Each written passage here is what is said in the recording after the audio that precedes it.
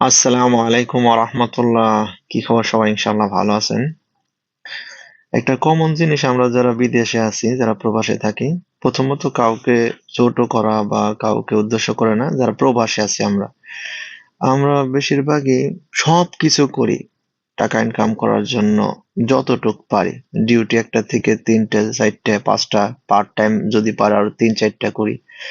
আর যদি নিজের শরীরের ফিটনেস বা খানাদানার ব্যাপারে কথা আসে তখন আমাদের একটাই কথা সেটা হলো যে টাইম নেই।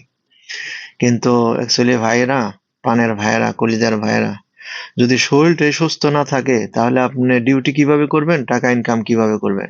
এই জিনিসটা একটু ভেবে দেখবেন।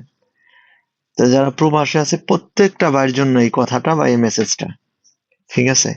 আগে হলো আপনার শরীরের সুস্থতা, আপনার শরীরের ফিটনেস, তারপরে সবকিছু। আপনি যদি ডিউটি ১০ ঘন্টা, ২০ ঘন্টা, ১৬ ঘন্টা, ৩২ ঘন্টা করতে পারেন, তাহলে আপনার শরীরের ফিটনেসের জন্য মিনিমাম ১ ঘন্টা আপনাকে বের করতেই হবে। ঠিক আছে? আর যারা আমরা মুসলমান ভাইয়েরা আছি তারা ৫ ওয়াক্ত নামাজ পড়ার চেষ্টা করবেন। ভালো থাকবেন। সালামু আলাইকুম ওয়া রাহমাতুল্লাহ।